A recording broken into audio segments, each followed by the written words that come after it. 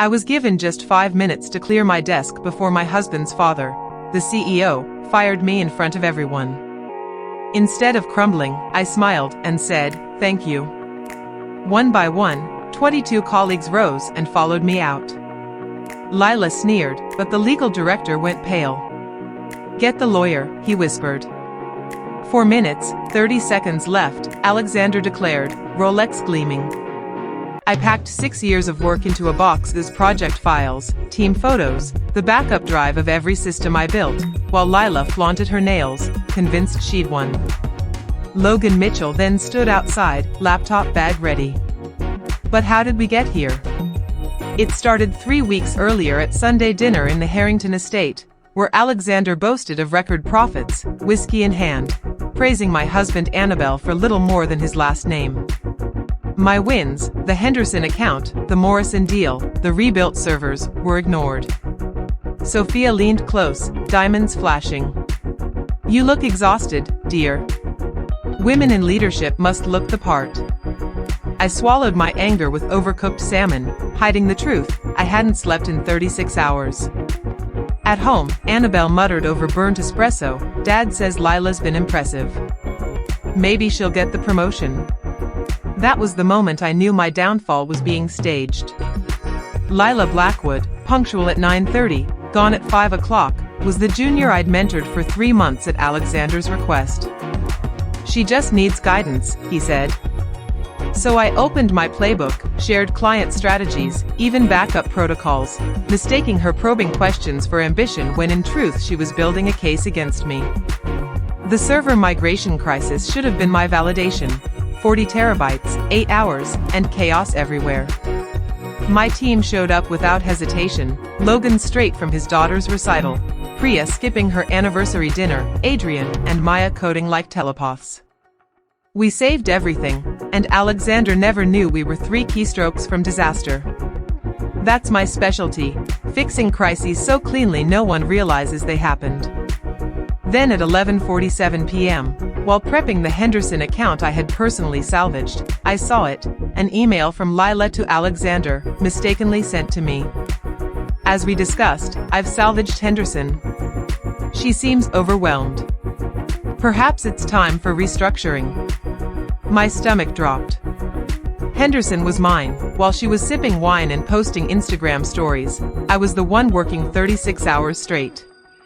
Without hesitation, I forwarded it to my personal email, raw instinct for survival kicking in.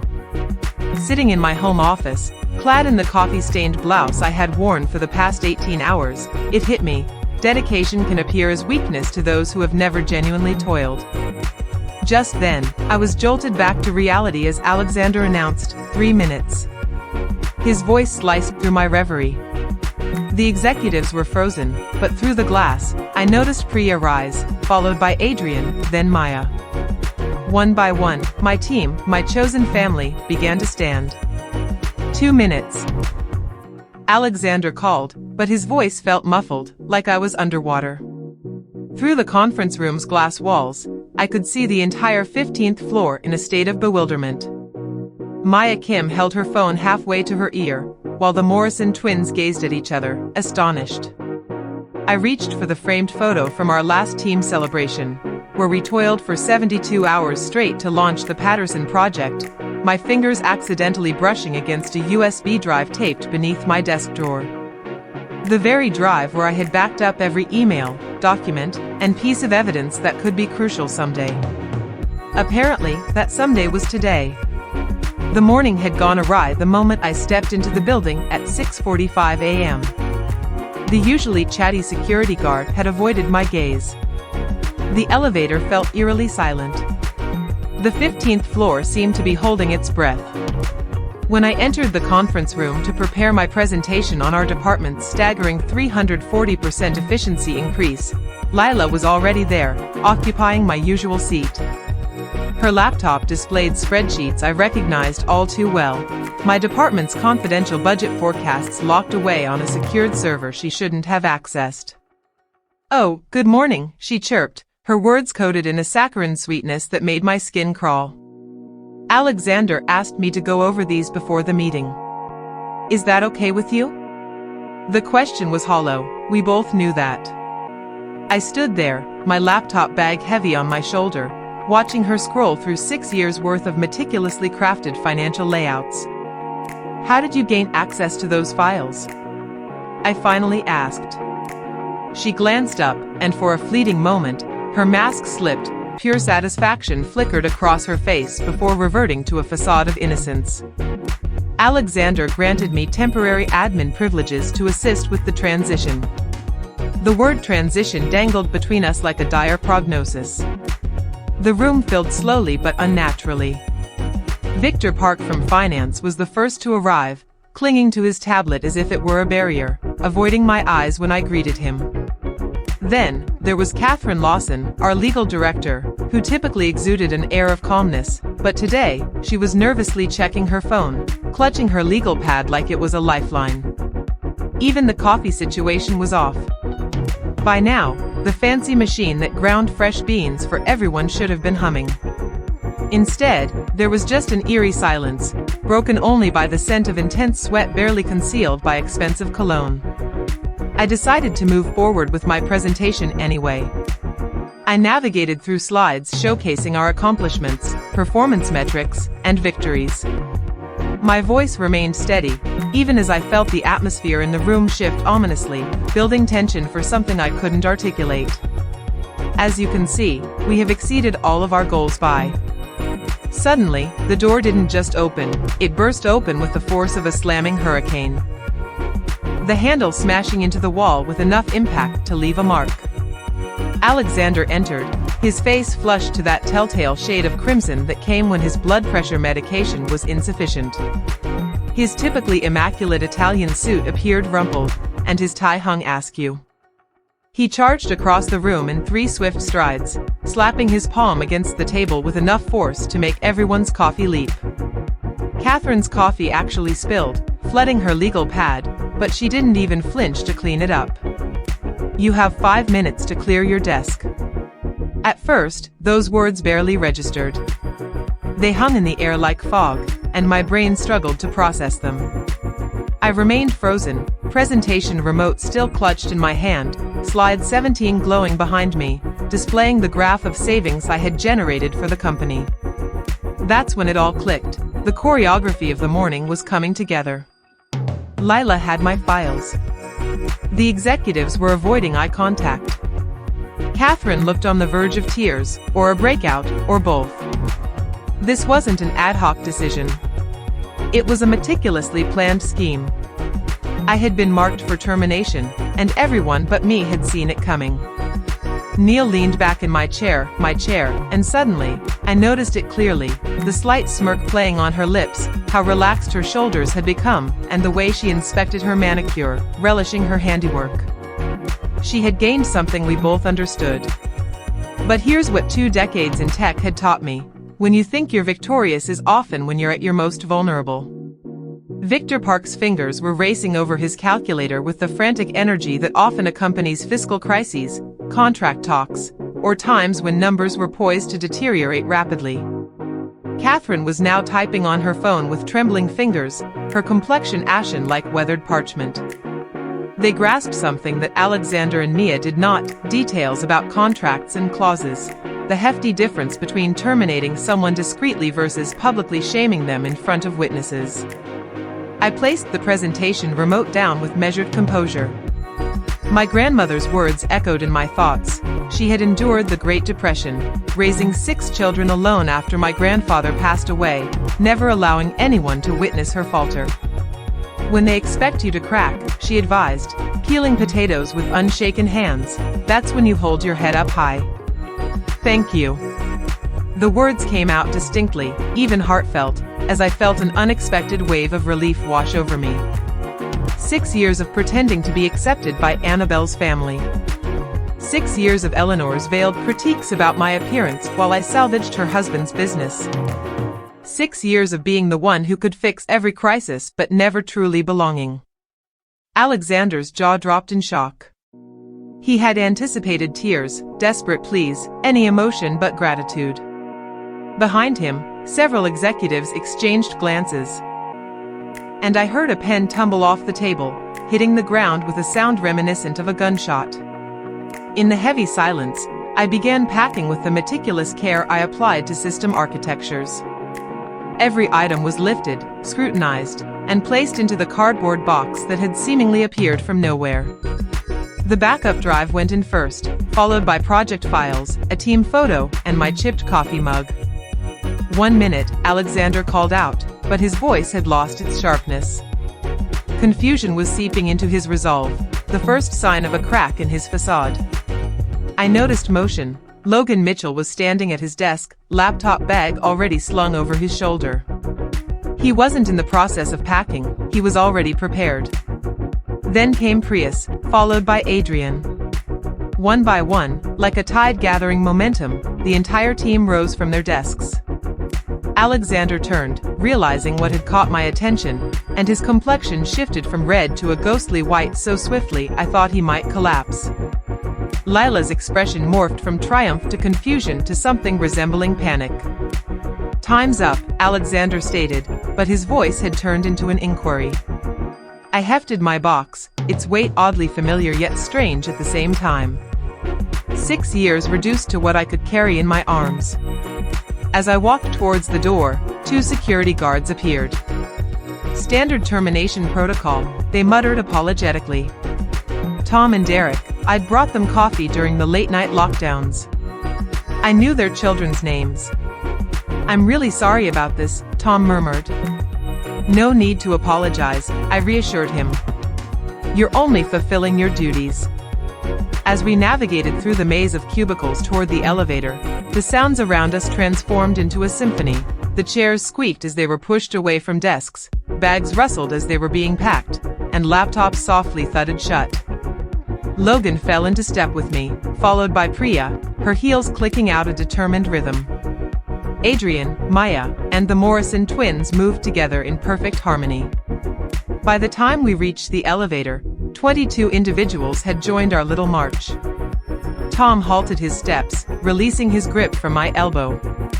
"In 15 years," he said, his voice thick with a mix of admiration and respect, "I've never witnessed anything like this."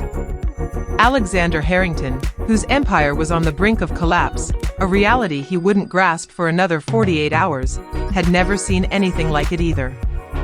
The elevator doors closed on our group of 22 plus a security guard, who seemed caught between witnessing a miracle and a massacre. His uncertainty was palpable. Tom pressed the lobby button with a slightly trembling hand. Silence enveloped us during the descent, interrupted only by the mechanical sounds of the elevator and a persistent phone buzzing. One by one, our phones erupted into a flurry of notifications, like popcorn bursting in excitement. As the doors slid open to the lobby, we stepped out into the searing midday sun, the kind that leaves everything feeling surreal and overexposed. Maria at the front desk sprang to her feet so abruptly that her chair rolled away and crashed into the wall. Gerald, the maintenance supervisor, paused his mopping to watch us pass. A slow clap began from the loading dock, though I couldn't see who initiated it. Soon others joined in, creating an echo against the parking garage walls. "This is unbelievable," Priya whispered beside me. "No, this is justice," Logan corrected, adjusting his laptop bag. Standing there in the parking lot, 23 of us blinked in the harsh sunlight, our phones buzzing angrily as if they were disturbed wasps. The Morrison twins were already seated on the concrete median, fingers flying over their laptops. Maya was on the phone, likely explaining to her partner why she found herself without a job at 11:47 on a Tuesday morning. "I should head out," I remarked absent-mindedly. My car keys felt strangely unfamiliar in my grip. "We all should," Adrian responded, yet no one moved. We lingered like survivors of a shipwreck, hesitating to depart from the site of the sinking vessel. The journey home lasted 17 minutes. I know this because I stared at the clock the entire trip, unable to think of anything else. My phone, tossed carelessly onto the passenger seat, continued its digital frenzy. At 3 different stoplights, I reached for it, but each time pulled my hand back. Annabelle's car was parked in the driveway. Naturally, he worked from home on Tuesdays and Thursdays, a privilege granted by Alexander to his son, but one he never extended to me, despite my longer tenure and higher rank. I sat in my vehicle for a full minute, the engine silenced, listening to the ticking of the cooling metal. Our house, purchased 3 years prior with assistance from his parents for the down payment, looked as it did when I left that morning. The same cherry tree in the front yard, the same crack in the driveway that we always intended to repair, everything was the same, except that everything had changed. Annabelle greeted me at the door, laptop still in hand, confusion etched on his face. Behind him, his home office glowed, dual monitors displaying spreadsheets that he probably didn't comprehend. "Why are you home? Are you feeling unwell?" Then he noticed the box I was carrying. His expression shifted rapidly, flickering like a TV changing channels, confusion, concern, realization, then anger. "Dad called," he said flatly. "He claims you lost it in the meeting. Said you were unstable. That you cried and had to be escorted out by security." I placed the box on our entryway table, a gift from his mother that I'd always thought was far too ornate for our space. "Is that what he said? He mentioned you've been struggling lately, that Lila had to cover for your errors, and that he had no choice." I pulled out my phone, disregarding the multitude of other notifications, and located the forwarded email, the one from Lila, taking credit for the Henderson account, the one suggesting I was overwhelmed. It was clearly part of a broader dialogue with Alexander, a conversation I hadn't been privy to. Annabelle read it once, and then again, his jaw twitched, the trait he'd inherited from his father that manifested when reality conflicted with the narrative he had received. "This is," he started, then paused. "When did she send this?" 3 weeks ago. She accidentally sent it to me instead of your father, and you never told me.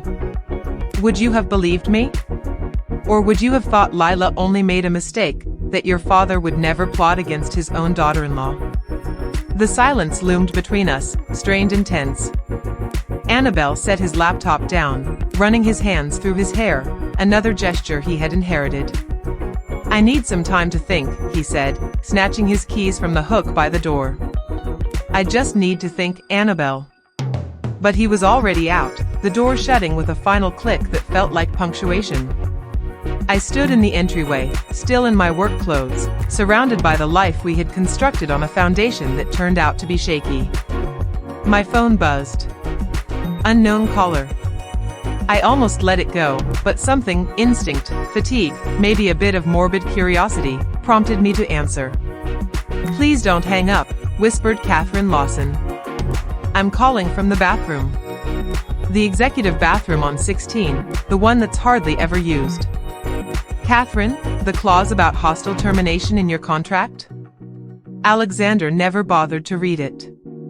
"Legal looked it over 6 years ago when you were hired, but he just signed wherever I told him to."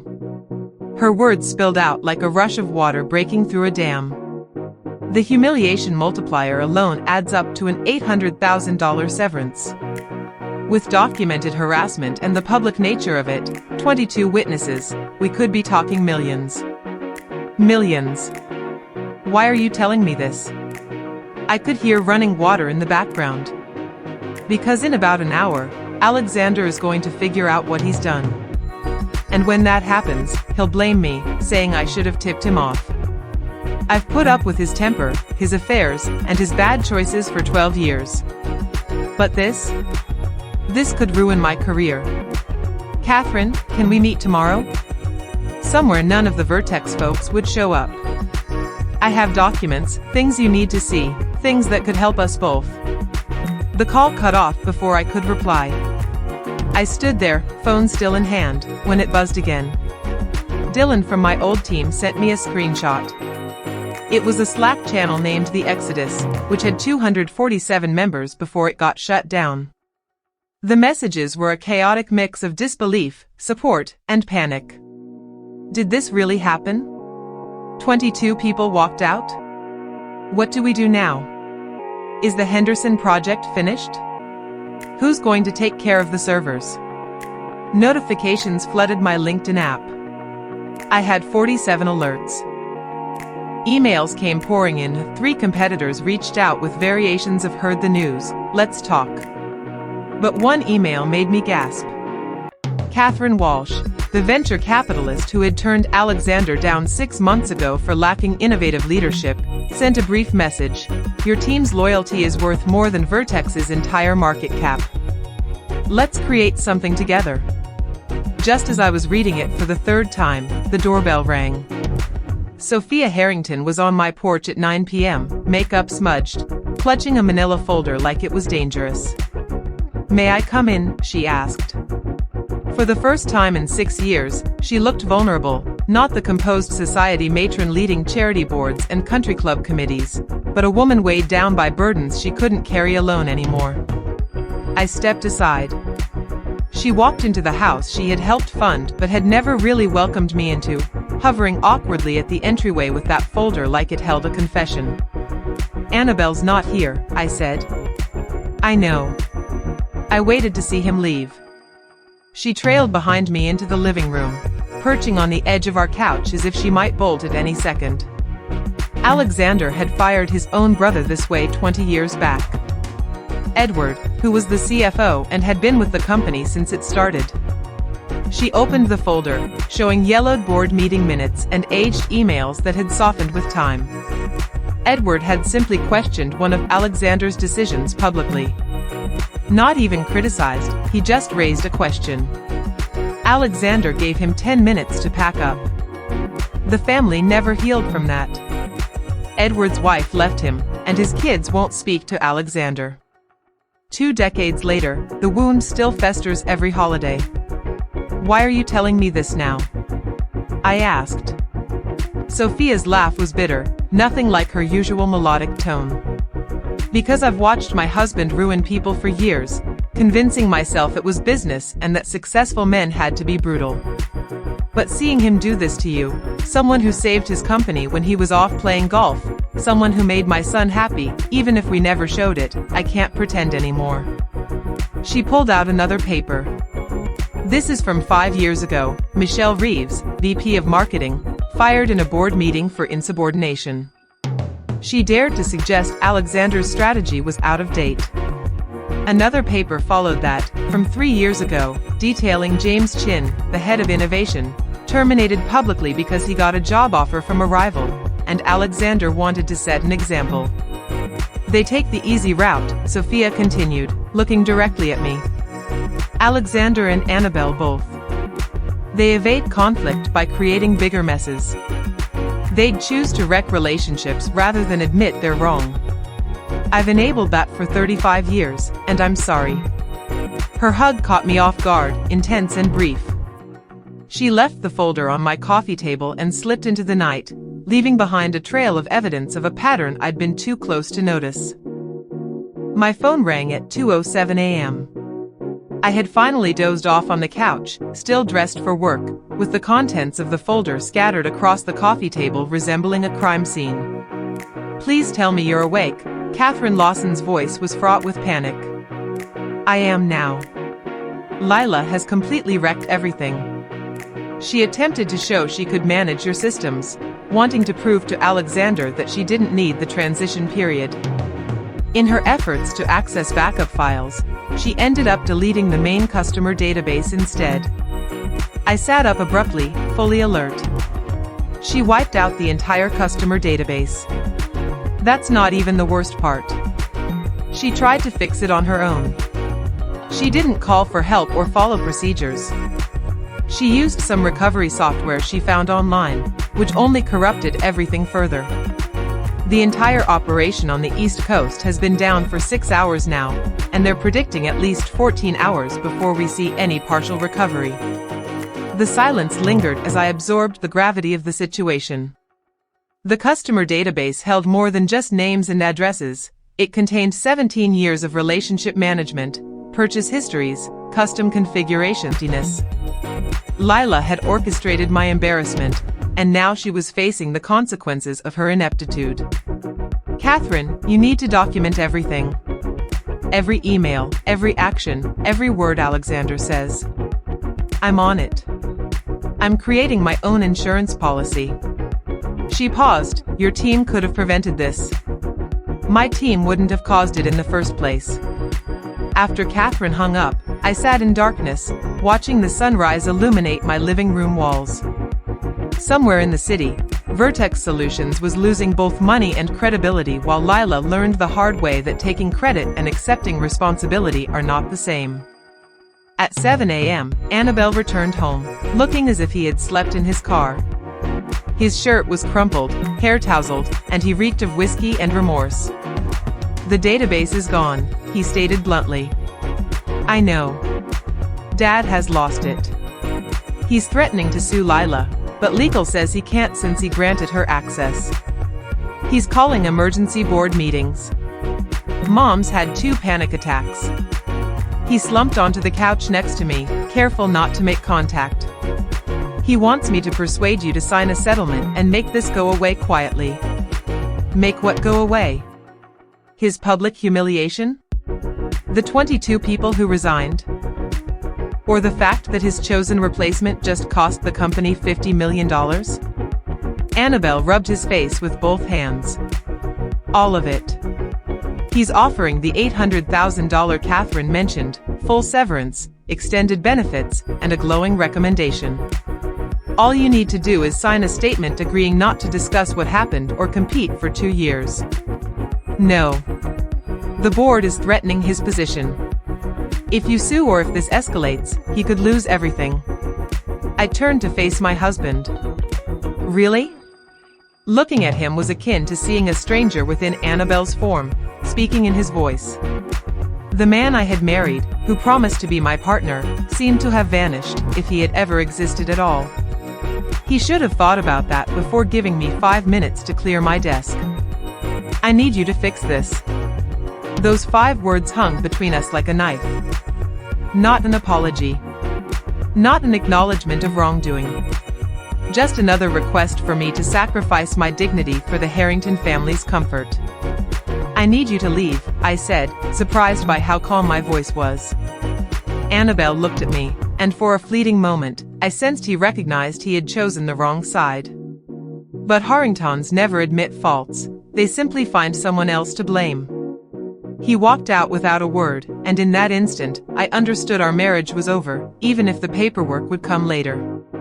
By noon, my living room had transformed into a startup incubator. 22 individuals with laptops balanced on their laps, sitting on the floor, perching on chair arms, crowded around my dining table. Logan's 12-year-old daughter Emma sat in a corner doing homework, glancing curiously at the tumult.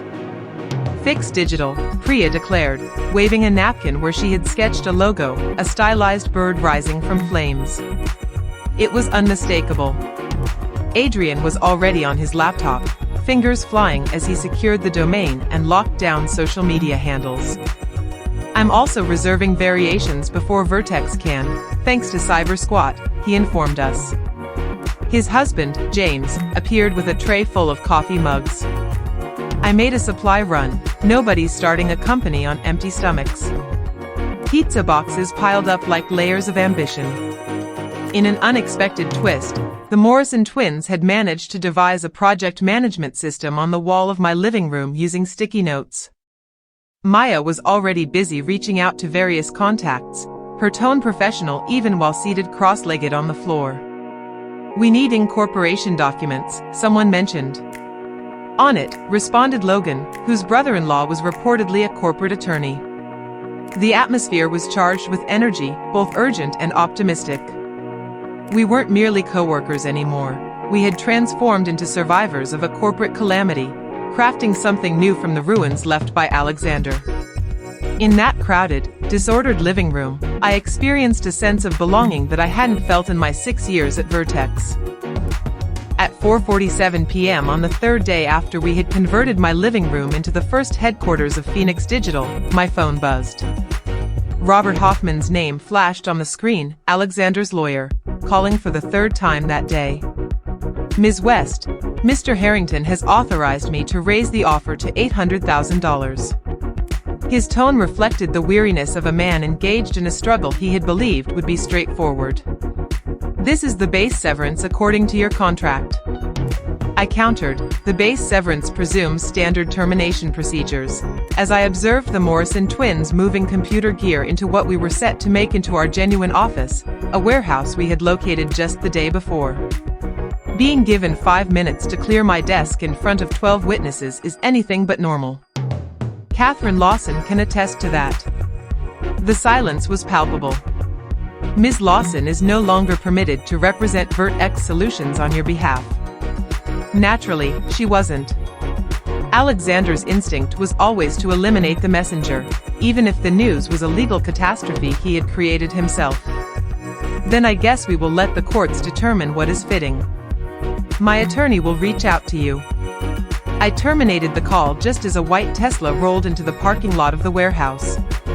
Catherine Walsh emerged, her designer heels clicking against the uneven asphalt as she scrutinized our new location with the discerning eye of someone who had propelled numerous startups to billion-dollar valuations.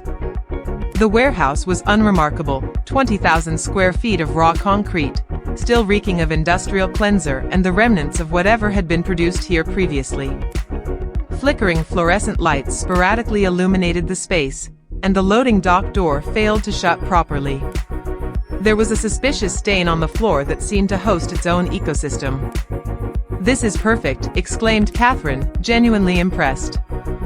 "It's a wreck," Priya interjected, pointing at a ceiling panel that chose that moment to let loose a minor cascade of dust. "No, it's a space that's eager for transformation," Catherine affirmed, pacing around the perimeter, her footsteps echoing. "Do you know what Amazon's first office was? A garage. Google? Also a garage. You've upgraded, you have walls and everything." She pulled out her phone and swiftly made a call. "Send the contract to my email." "Yes, the full amount." She turned towards me, stating, $3.5 million in seed funding. "I expect 20% equity and a seat on the board." Logan nearly dropped his laptop. "You haven't even glanced at our business plan." "I've witnessed 22 individuals follow their leader into the unknown after leaving stable employment. That's worth more than any PowerPoint presentation," she retorted. As she paused at the door, she recalled how Alexander Harrington once told her that emotional decisions had no place in business. He had said it while refusing her proposal to invest in Vertex solely because he disapproved of her assertive negotiating style. Isn't it amusing how his emotional choice to publicly humiliate you has now gifted me the next unicorn? The following morning, she came back with 2 additional VCs. They surveyed our chaotic warehouse, posed probing inquiries regarding scalability and market penetration, then immediately committed another $2 million. Even before we had formally incorporated, we were valued at $17.5 million. My phone incessantly rang, but the call that truly mattered came from Richard Henderson, the CEO of Henderson Corporation. "I heard about the situation at Vertex," he said directly. "I also heard about the database fiasco. Lila Blackwood attempted to explain to me yesterday why our configurations were lost. She actually cried on a client call. Mr. Henderson, we've collaborated with your team for 3 years, and you personally facilitated our product launch. Logan reconstructed our entire architecture over a weekend, and Priya uncovered data patterns that improved our efficiency by 200%. He took a moment before continuing. "The contracts are always attracted to the talent, not the office. We're making the move to Phoenix Digital effective immediately." By the end of the day, 3 additional clients reached out. Patterson Industries, Morrison Group, and Shin Technologies collectively represented $30 million in annual contracts. Each announced their decision on LinkedIn, utilizing corporate jargon that barely concealed their disdain for how Vertex had treated us. "Stocks are down another 5%, Maya reported, refreshing her screen. "That's a total decline of 15% since Tuesday." We were in the midst of unpacking equipment, establishing desks, actual desks now, procured secondhand from a failed startup. As Annabelle stood in the entrance, he appeared somehow smaller and less significant, clutching a bouquet of red roses. Despite 6 years of marriage, he remained unaware of my allergy to roses and my preference for wildflowers, which I had mentioned during our third date. "Can we have a discussion?" he asked, shifting awkwardly in his pressed khakis and polo, a uniform inherited from his father. I stepped outside with him, leaving my team to forge ahead with our plans. The late afternoon sun stretched shadows over the cracked asphalt of the parking lot. "Dad is ready to apologize," he said, thrusting the roses toward me as if offering a peace offering or perhaps using them as a shield. "He'll offer you an executive role. Corner office, a 20% salary increase, full benefits restored." I didn't accept the flowers. He appears to think this situation revolves around office space. Although a strong offer, it felt more than just reasonable in light of what had transpired, his humiliation of me. Lila had sabotaged the database to prove she could take my place, prompting 22 people to leave after witnessing an unconscionable act. Annabelle placed the roses down between us, and they looked forlorn, wilting on the hot asphalt. "He's my father, and I used to be your wife," I reminded him. "That was past tense, Annabelle. You turned it into past tense the moment you asked me to endure humiliation for your family's sake." His face contorted slightly, a subtle display of emotion I hadn't witnessed from him in days. "You're giving up on us, on our marriage," he murmured. "Your father didn't tear us apart. You did, when you returned home asking me to repair his blunder rather than standing beside me. You opted for family loyalty over moral correctness." He gazed at me, truly looking into my eyes, and for a fleeting moment, I caught a glimpse of the man I once loved, before his father's influence hardened around him like armor. Yet, that man had been buried for too long. Resurrection seemed impossible. "I should leave," he stated quietly. "Yes," I replied. He walked back to his car, his father's purchased BMW, and drove away, leaving the roses behind. They remained on the asphalt as I chose to abandon them. By nightfall, they had wilted in the heat, petals drifting in the breeze like Alexander's meticulously crafted plans. At midnight, my phone notified me of an encrypted file from Catherine Lawson. The subject read, "My severance package." The audio file contained 43 minutes of a Vertex board meeting, with clear audio that Catherine likely recorded on her phone, positioned centrally on the table. $50 million. A voice I recognized as Jonathan Cross, a board member, stated. "He cost us $50 million due to his inability to control his rage. The database is completely compromised." Another voice, likely CFO Victor Sterling, added, "Lila Blackwood had no authorization for that access. Alexander granted her full administrative rights." Catherine's voice was carefully neutral. "You promoted your girlfriend's roommate?" The disdain was clear in the voice that followed. "Christina's college roommate? You believed she could replace your daughter-in-law who established half of our infrastructure?" Alexander's voice came through, sounding hollow in contrast. "Lila displayed potential. She was eager, ambitious." There was a forceful thump as a hand slammed on the table. "This isn't merely family drama, Harrington. You transformed a personal grudge into a $50 million catastrophe, potentially more if clients continue to depart." I played the recording once more, the board members' voices filling my office at 1 a.m. This wasn't leadership, it was a childish outburst costing us $50 million. The contempt in their tones was evident, even through Catherine's phone speaker. The following morning, everything escalated. "We're holding a press conference," announced Catherine Walsh, entering our warehouse at 7 a.m., accompanied by a media consultant and more coffee than we could consume. "Tomorrow at 2 p.m. Every tech outlet is eager for our statement. We provide one." "I don't want to appear vengeful," I insisted. "You won't. You'll portray exactly what you are, a leader who won't accept humiliation as a job requirement." She produced her tablet. "Alexander is conducting his own conference at Vertex headquarters at the same time, planning to spin this as a strategic restructuring." The notion of Alexander attempting to twist this disaster into corporate jargon should have infuriated me, yet I felt unexpectedly calm.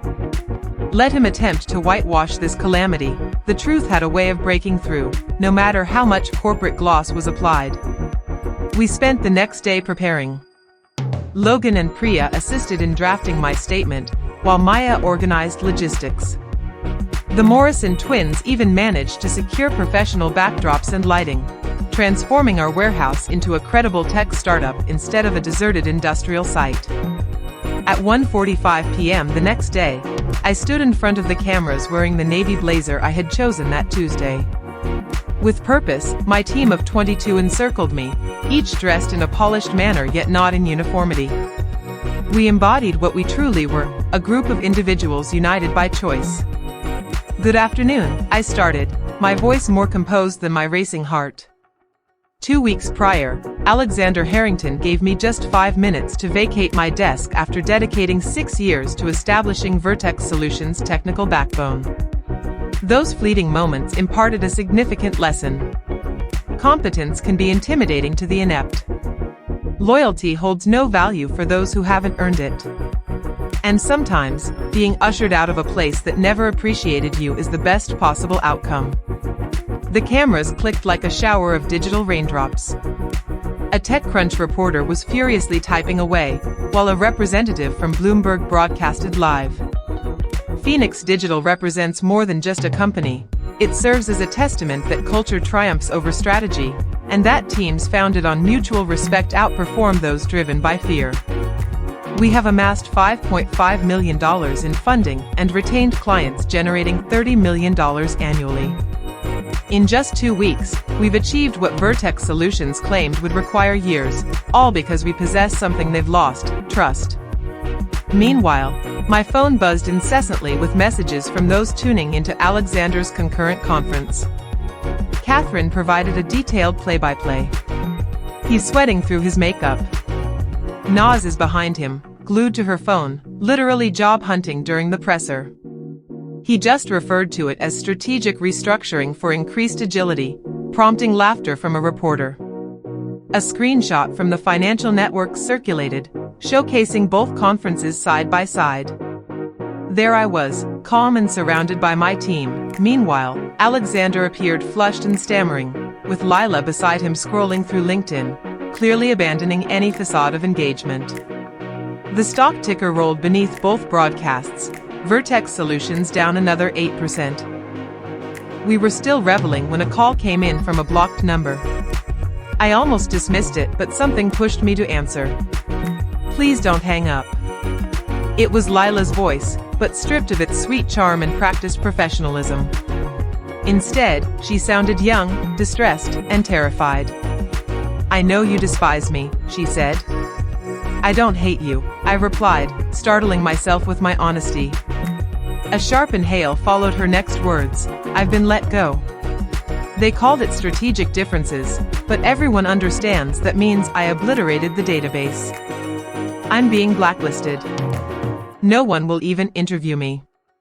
Her sobs erupted like a storm, reminding me of her youth, only 26, tenacious and cutthroat, yet still naive enough to think those were the only valued traits. "I have student loans, rent, and my mother's medical bills. I'm her sole support," she said, her voice cracking further. "I recognize that I claimed credit for your work. I know what I did, but I'm pleading for just one recommendation. Just something that shows I'm not entirely incompetent." I glanced around our warehouse, filled with my team tirelessly working late into the night, surrounded by genuine innovation rather than corporate jargon, in a space we'd created based on merit rather than manipulation. "Lila," I said, and she quieted except for her sniffles. "You took credit for the Henderson account. You labeled me as overwhelmed and suggested I needed replacement. You smiled while Alexander cut my 6 years of labor to 5 minutes. I understand you took credit for others' endeavors. Now, you must own up to your own shortcomings. That's the only reference I can provide." The call spanned exactly 5 minutes. Yes, I timed it. 3 days later, news exploded everywhere. Alexander Harrington resigns as CEO of Vertex Solutions. The press release was a triumph of corporate euphemism, claiming he was pursuing new opportunities and was ready for fresh leadership, expressing gratitude for his years of service. Yet, everyone grasped the reality. The board had laid out his options: resign with a shred of dignity or be dismissed for cause and lose it all. He chose resignation, akin to selecting a cliff to leap from. Either way, the outcome remained unchanged. Sophia called me the same evening, her tone empty yet somehow lighter. He's moving to the guest house. After 35 years of marriage, this is what finally shattered us. Not his affairs. Not his colossal ego, but watching him dismantle you, someone who did nothing but facilitate his success, purely for the thrill of it. That's when I realized the man I married might as well be gone, if he ever existed at all. Sophia, don't apologize. No need to comfort me. This is liberation, even if it's arriving 3 decades too late. The ambience in the warehouse transformed that night. The Morrison twins had decorated with lights that warmed the concrete walls, while Maya brought in vibrant plants that somehow flourished in the industrial space. Adrian had set up a sound system serenading us with smooth jazz as we worked. We did it! Priya exclaimed, appearing with 2 glasses of champagne, no longer the cheap variety, as Catherine had sent over cases of the good stuff. Did what? I asked. We triumphed. Victor has bested Goliath. The Empire may have retaliated, yet the rebels triumphed nonetheless. Take your pick of metaphors. Gerald, the maintenance supervisor from Vertex who joined our team just last week, raised his mop high like a beacon of hope. It was reminiscent of that Tuesday, but the atmosphere was different now. Earlier, it symbolized unity. Now, it was a toast to fresh beginnings and glorious payback, he proclaimed, and everyone lifted their glasses high. However, my thoughts had shifted away from revenge. I was focused on the major contract we had just secured, the one Vertex had been pursuing for 2 long years. The CEO of Global Tech had even called personally to declare. We witnessed the press conferences. We observed how Vertex treasures the people who fueled its success. We opt to partner with builders, not destroyers. Our valuation has soared to $50 million. Not too shabby for a business that kicked off in my living room, surrounded by pizza boxes and a mountain of anxiety. I told Priya, as I watched my dedicated team, my chosen family, working late not because someone was watching the clock, but because they truly wanted to. It was pure success. The desire for revenge was just a byproduct. Yet, across town, Alexander Harrington found himself isolated in a guest house behind a mansion he could no longer maintain. His empire had crumbled in under a month. He learned, albeit too late, that when you give someone just 5 minutes to clear out their life, they often take everything with them when they leave. By morning, the champagne had gone flat, but that hardly dampened our spirits as we were still buoyed by our impressive $50 million valuation when Catherine Lawson entered our warehouse at 7:23 a.m., carrying a banker's box and an expression I had never seen on her before, a mixture of resolve and something darker. I need 5 minutes of your time, she stated, and no one overlooked the weight of that specific number. She placed the box on my new desk, real wood, bought from a liquidation sale. It was scarred but sturdy. Having served as Vertex's legal director for 12 years, I had witnessed Alexander ruin careers, violate employment laws, and bury harassment claims. I had documented it all meticulously. She lifted the lid, revealing folders carefully organized by date and type of violation.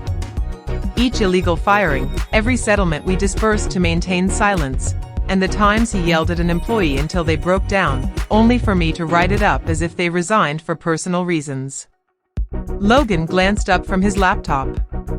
Why keep this insurance? Catherine replied matter-of-factly, I knew he would eventually turn against me, too. Turns out, I was right. He's been telling the board that I should have averted your mass exit and that I failed my responsibility to the company. She retrieved a thick folder, saying, this one's my favorite, 3 years worth of emails where he explicitly instructed me to disregard legal guidelines. Turning to me, her steely gray eyes glimmered behind designer frames. I want to become your chief legal officer. In return, I'll ensure Alexander never gets another opportunity in tech again. My revenge may be cooler than yours, but it has been brewing for 12 long years. I am fully aware of the dirt because I helped bury it.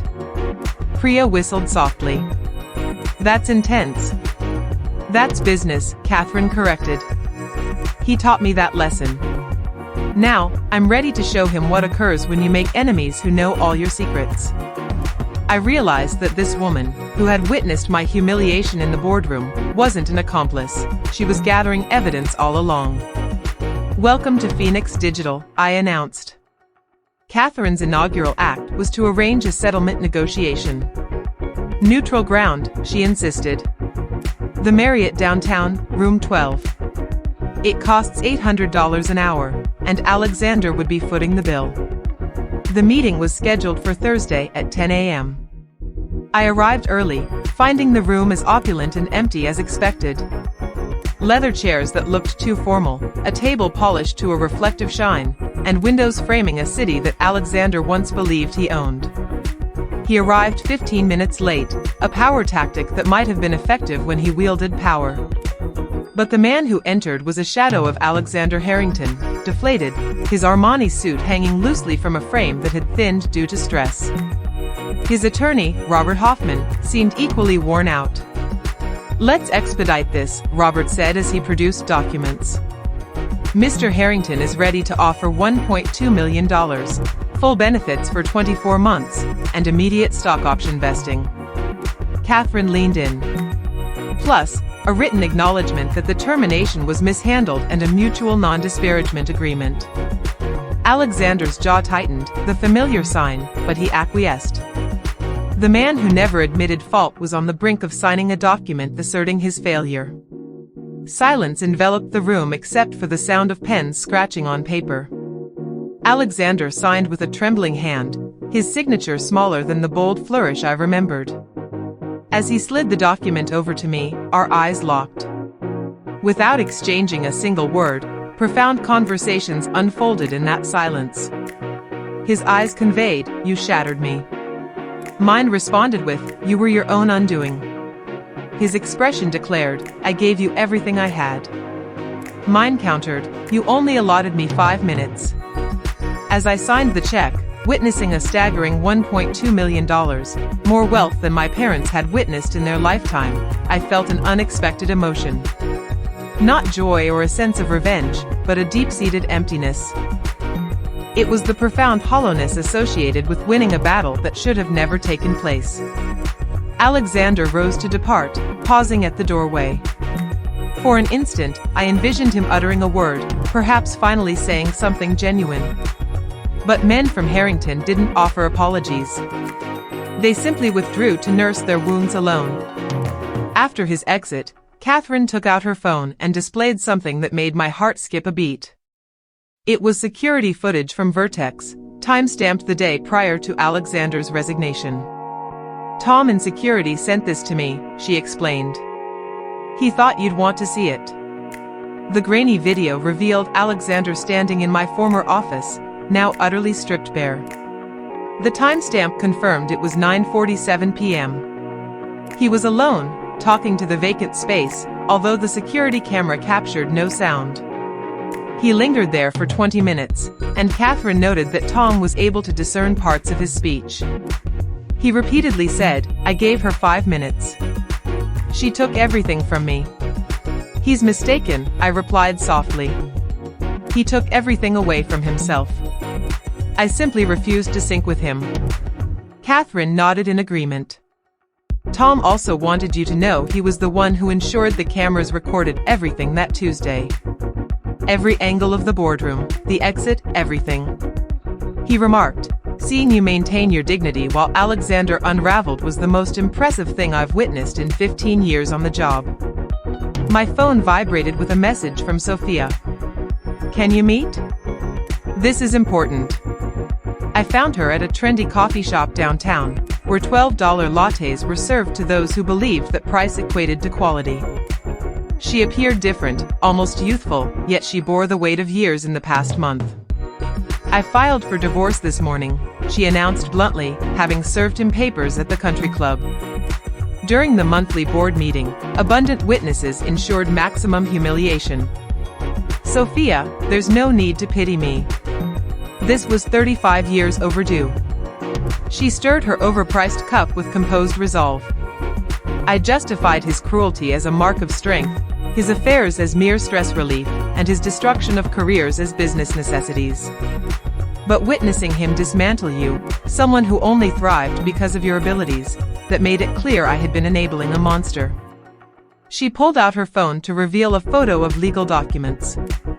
I'm claiming half of everything, houses, investments, even his cherished wine collection that he values more than his family. My lawyer assures me the prenup won't stand due to an overwhelming record of infidelities. What about Annabelle? Her expression darkened. Annabelle chose his side. He could have supported you but instead expected you to endure humiliation to keep his father comfortable. He's just as I raised him, a coward who confuses compliance with loyalty. Standing to leave, she paused to reflect. The Harrington dynasty took 3 generations to forge. Alexander obliterated it in 5 minutes, the exact 5 minutes he wasted on you. There's a certain poetry to that, wouldn't you agree? As she walked away, I realized the Harrington Empire didn't just falter, it had entirely collapsed. Alexander lost everything, his company, reputation, marriage, and legacy, all because he couldn't refrain from humiliating someone who had nothing but contributed to his success.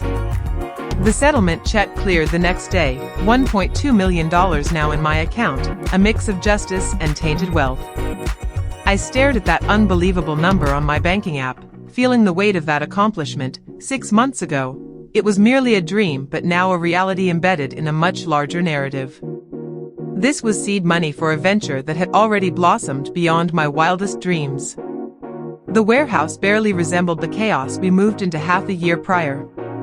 Flickering fluorescent lights had been replaced by warm LED panels that Logan insisted boosted both productivity and mental well-being. The unsightly stain was erased, hidden beneath industrial epoxy flooring that Priya selected to align with our branding.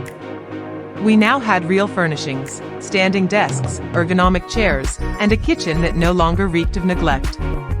Mom, look, called Emma, Logan's daughter, from what we had designated as the homework nook. She proudly presented her math test, 98%. Priya helped me with the formulas last week. This routine had become our norm, Emma tackling her homework while Logan worked, the Morrison twins mentoring her in coding basics, and Maya assisting with science projects. We weren't just a business. We had morphed into the family some of us had never known. The support system that corporate culture promised but rarely delivered. As of this morning, our valuation soared to $75 million. Adrian shared updates about our celebration board, which now showcased both significant and minor achievements. We recently secured Richardson Industries as a client, bringing in 40 employees along with 12 major clients. These 40 individuals opted to join us not for the security typically associated with established companies, after all, we were still in startup mode, but for our company culture. They had witnessed our press conference, knew about the walkout, and understood our values. Each resume included a message expressing a desire to work in an environment that prioritizes people over profits. Last week, Priya's parents visited from Mumbai and conducted a traditional blessing ceremony in our conference room. Her mother touched my shoulder and remarked, "You have given my daughter a purpose that surpasses monetary gain. That is more valuable than any financial assessment." While I was looking over contracts, the door swung open. Annabelle appeared, resembling a shadow of the man I had married. He had lost weight, not in a healthy manner, but rather as if grief had been consuming him from within. In his hand were documents I instantly recognized, divorce papers. "Can we talk?" he inquired, his voice softer than I had ever heard. We walked to the break room, the one with comfortable chairs and a functioning coffee machine. He settled across from me, the documents spread out between us like a boundary we were about to formally acknowledge. "I've been in therapy," he stated abruptly. "Twice a week for 4 months, exploring family dynamics, insight, and enabling, terms I didn't even know existed when we wed. That's good, Annabelle. I should have defended you, my words spilled out, as if they had been building up since that fateful Tuesday when my father ridiculed him. I should have stood up for you in that boardroom. I should have walked out with you. Instead, I returned home and asked you to fix his problems. I prioritized comfort over courage, and familiarity over what was right. He pushed the papers closer to me. I'm not seeking forgiveness or a second chance. I understand that possibility is gone. I just wanted you to know that I now comprehend what I lost and discarded because I couldn't confront my father. Are you still at Vertex? I asked. He laughed, though it lacked joy. No one is at Vertex anymore. It was absorbed by Stratton Corp last month. They retained the patents and fired everyone else. My father's reputation ensured no one would acquire it as a whole. We completed the paperwork in relative silence, marked only by the sound of pens and the humming coffee machine. In this very room where my team had envisioned the future of Phoenix Digital, I was signing away our shared past. Annabelle rose to leave but turned back. I hope you find someone who appreciates your value from the outset, not after it's too late. Someone who will stand by you on a Tuesday, not someone who regrets it 6 months later. After he exited, I lingered for a moment, contemplating the conclusion of a marriage that had likely ended long before Alexander allowed me those 5 minutes. Yet, there was a sense of tranquility in it. Clean breakups cleared the space for new beginnings. Catherine appeared in the doorway, asking, "Are you okay?" "Yeah, just closing a chapter," I replied, shaking off the sadness. "What's up?" "I thought you might want to see this," she said, showing me her phone. Alexander's LinkedIn profile had been updated that morning. It claimed he was an independent business consultant operating from a location I recognized, a strip mall on the outskirts of town. His latest post discussed leadership through adversity and the need for decisive action. It had 3 likes. I clicked on them. 2 were obviously purchased accounts, and 1 was from someone offering him marketing services. "That's unfortunate," I remarked. "That's consequences," Catherine corrected me. "He operates alone from a rented office above a tax preparation shop. 0 clients, no prospects, no future in tech.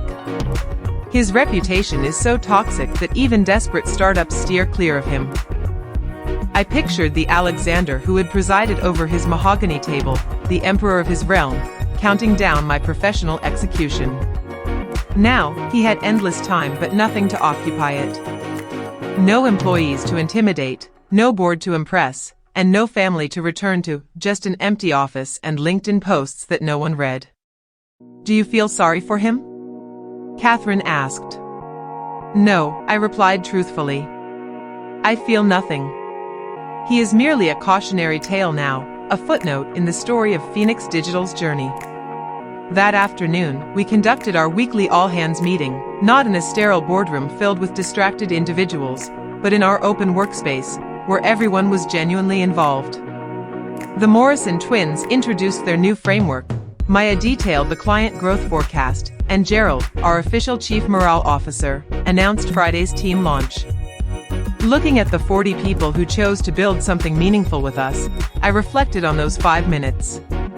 They had appeared to signify an end, but they were truly a new beginning. Alexander had granted me 5 minutes to gather my professional life. In exchange, I had acquired a true family, a business founded on principles of respect, along with the insight that by rejecting humiliation, you frequently discover dignity waiting for you afterwards. "Hey," Priya mentioned, appearing next to me. "Catherine Walsh just called. Bloomberg is interested in doing a feature on us." The company that emerged from a 5-minute dismissal. I grinned. "Tell them yes, but ensure they understand we're not a tale of being fired. We're about what unfolds when decent individuals refuse to let petty people diminish them." The warehouse buzzed with a sense of productive energy. Meanwhile, Alexander was likely in his strip mall office across town, refreshing his LinkedIn to see if anyone had engaged with his recent post about resilience. The distinction between us wasn't that I had triumphed while he had not. It was that I had grasped how 5 minutes could create an empire, while he was still grappling with how those same 5 minutes had led to the downfall of one. If this narrative of corporate justice made you cheer for fairness, go ahead and hit that like button now. My favorite moment was when 22 employees rose in silence and followed her out, turning humiliation into a movement. What was your favorite part? Share it in the comments below. Don't miss out on more amazing stories of revenge like this.